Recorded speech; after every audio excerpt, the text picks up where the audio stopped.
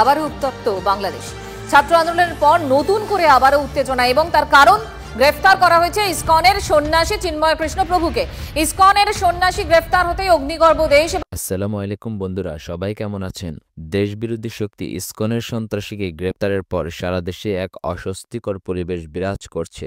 ভারতের আজ্ঞাবহ সাবেক হাসিনা সরকার ছাত্র জনতার গণ আন্দোলনে উৎখাত হবার পর বাংলাদেশের বিরুদ্ধে অব্যাহত ষড়যন্ত্র করে যাচ্ছে ভারত ও তাদের মিডিয়া।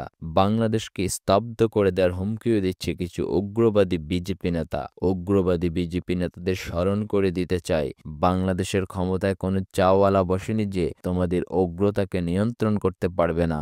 বাংলাদেশের ক্ষমতায় বসেছেন একজন নোবেল বিজয়ী মহান ব্যক্তি। চলুন দেখে আসি ভারতীয় মিডিয়া উগ্রবাদীদের বিষয়ে কি বলে। আবারও উত্তপ্ত বাংলাদেশ। ছাত্র আন্দোলনের পর নতুন করে আবারও উত্তেজনা এবং তার কারণ গ্রেফতার করা হয়েছে ইসকনের সন্ন্যাসী চিন্ময় কৃষ্ণ প্রভুকে। ইসকনের সন্ন্যাসী গ্রেফতার হতেই অগ্নিগর্ভ দেশ এবং বাংলাদেশের রাস্তায় রাস্তায় হিন্দুদের বিক্ষোভ চলছে। রাত থেকে সেই ছবি দেখা যাচ্ছে, একাধিক উইন্ডোর মাধ্যমে আপনাদের দেখাচ্ছি। কক্সবাজার হোক, চট্টগ্রাম হোক, মশাল মিছিল হিন্দুদের। নারায়ণগঞ্জ, রংপুর, লক্ষ্মীপুর, যশোরেও বিক্ষোভ ছড়িয়ে পড়েছে। বিক্ষোভকারীদের উপর পাল্টা হামলা মৌলবাদীদের। শাহবাগেও প্রতিবাদের উপর হামলার অভিযোগ। হামলায় আহত একাধিক বিক্ষোভকারী।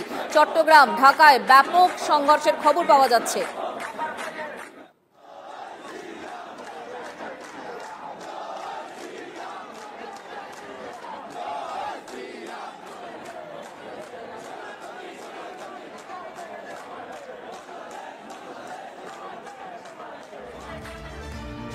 এদিকে বাংলাদেশে গ্রেফতারের ঘটনা, অর্থাৎ চিন্ময় কৃষ্ণ প্রভুকে বিমানবন্দর থেকে যে গ্রেফতার করা হয়েছে সেই ঘটনায় হুঁশিয়ারি দিচ্ছেন বিরোধী দলনেতা শুভেন্দু অধিকারী। চিন্ময়কে নিঃশর্ত মুক্তির দাবিতে ইউনিস সরকারকে স্তব্ধ করে দেওয়ার হুমকি দিচ্ছেন তিনি।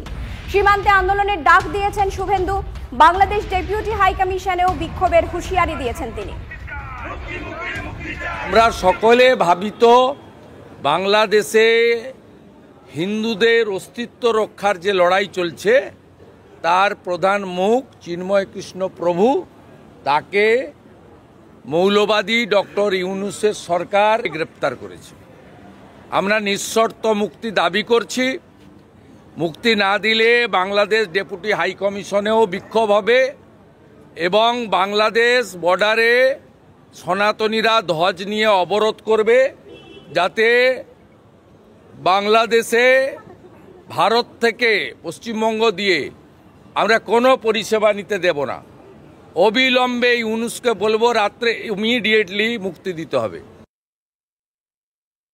बांग्लादेश में हिंदू समाज के ऊपर जो अत्याचार हो रहा है और वो सन्यासी ने इसका विरोध किया, नेतृत्व कर रहे हैं, इसलिए उनका ऊपर ज़बरदस्ती हो रही है।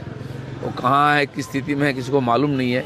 इस प्रकार से वहाँ संख्यालघुओं को दबाने के प्रयास हो रही है। বাংলাদেশের বিরুদ্ধে যখন ষড়যন্ত্রের সকল জাল বিছিয়েও সফল হচ্ছে না মোদী সরকার, ঠিক তখনই উগ্রবাদী ইসকনকে ট্রাম্প কার্ড হিসেবে ব্যবহারের চেষ্টা করছে দেশ বিরোধী মোদী সরকার। মোদী সরকার ভেবেছিল ট্রাম্প ক্ষমতা এলে বাংলাদেশ সরকারের বিরুদ্ধে তাদের ষড়যন্ত্র কাজে লাগবে, কিন্তু ট্রাম্প মুখ ফিরিয়ে নেওয়ার পর মোদী সরকার পড়েছে মহাবিপদে। মোদীকে মনে রাখতে হবে, এখন বাংলাদেশ শাসন করছে ছাত্র জনতার সরকার, তাদের আজ্ঞাবহ কোনো সরকার নয়। মোদীকে বলতে চাই, অন্য দেশের সংখ্যালঘুদের দিকে না তাকিয়ে নিজ দেশের সংখ্যালঘুদের নিরাপত্তা নিশ্চিত করুন, অন্যথায় অচিরেই ভেঙে টুকরো টুকরো হয়ে যাবে উগ্রবাদীদের দেশ ভারত।